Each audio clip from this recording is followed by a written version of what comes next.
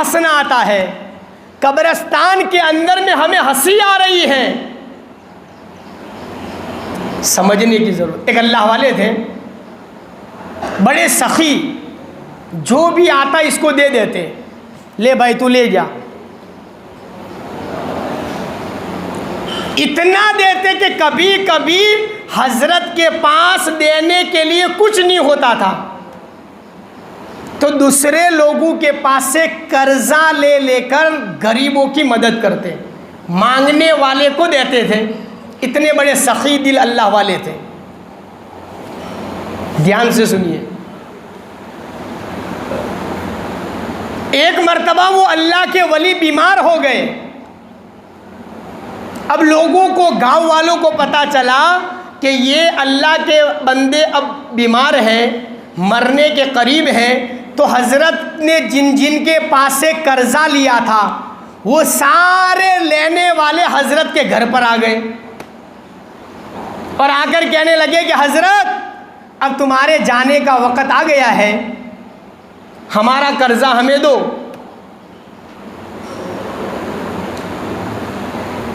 मांगने वाले फिर खड़े होते हैं भाई। कोई आदमी फंस गया, कोई आदमी उठ गया, तो फिर मांगने वाले भाई पहले मेरे को दे दे, पहले मेरे को दे दे, है ना। मांगने वाले फिर कहीं कहीं से आ जाते हैं। तो ये अल्लाह वाले ने कर्जा लिया था, बड़े सखी दिल थे। मांगने वालों को पता चला कि ये बीमार हो गए, दुनिया से जाने वाले हैं। सारे लोग हजरत के घर पर आए, हजरत हमारे पैसे दो, हमारे पैसे दो। हजरत ने कहा भाई सब बैठ जाओ, सब बैठ जाओ। बड़ा मजमा हजरत के घर पर बैठा है मांगने वालों का, पैसे लेने आए। इतने में एक 10-12 साल का बच्चा वहां से मिठाई बेचने के लिए साइकिल पर जा रहा था, आवाज देता था ले लो मिठाई, ले लो मिठाई। अल्लाह के वली ने सुन लिया, अपने खादिम से कहा कि जा भाई उस नौजवान को अंदर लेकर के आओ मिठाई के साथ में। वो नौजवान मिठाई लेकर के आया। हजरत ने कहा कि बेटा क्या बेचते हो? कि मिठाई है। कहा बेचना है कि जी एक काम करो, ये सारे मेहमान बैठे हैं, इन सबको मिठाई खिला दो। वो बच्चा तो खुश हो गया कि आप कितने बड़े सखी दिल हैं, कितने बड़े अल्लाह के वली हैं।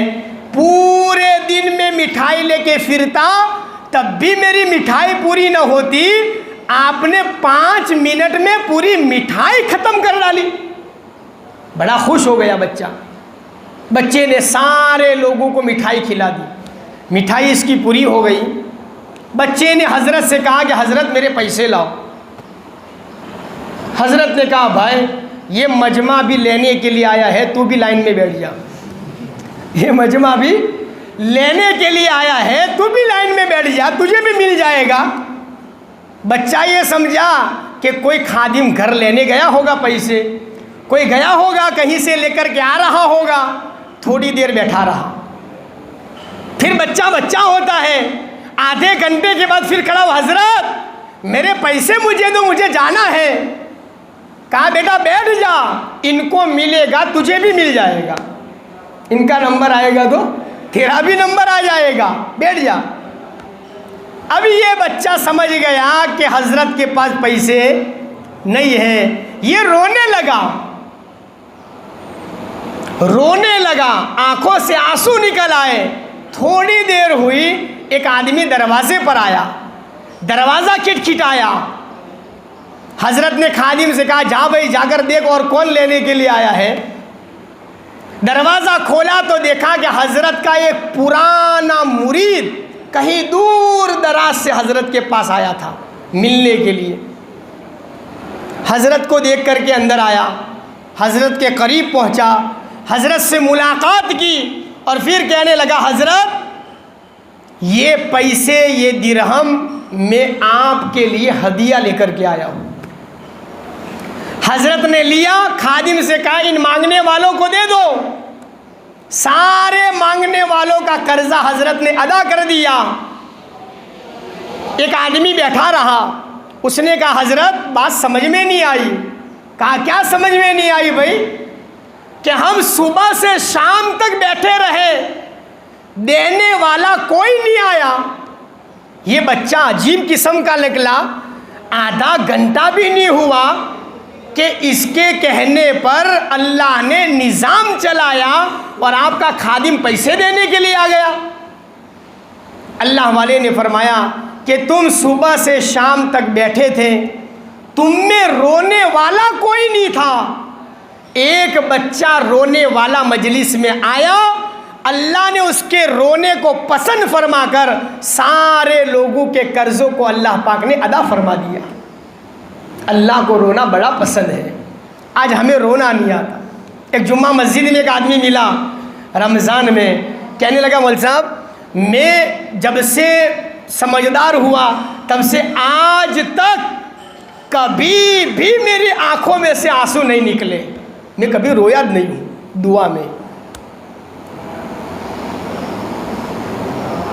कहा मैं कभी रोया नहीं हजरत, लेकिन आज जुमा की नमाज और दुआ में मुझे कुछ एहसास हो रहा था, मेरा अंदर में कुछ दिल अलग महसूस हो रहा था। खुदाए पाक की कसम पहली मर्तबा आज मुझे रमज़ान में दुआ के अंदर में आंसू निकले हैं। बड़े मदरसे के एक मौलाना पास में खड़े थे, इन्होंने कहा कि बस जा, अब तेरा दिल नरम हो गया, ये तेरी कबूलियत की निशानी है। उसको कहा ये तेरी कबूलियत की निशानी है। रोना सीख जाओ, अल्लाह के सामने झुक जाओ, कुरान और सुन्नत के मुताबिक अमल करने वाले बन जाओ।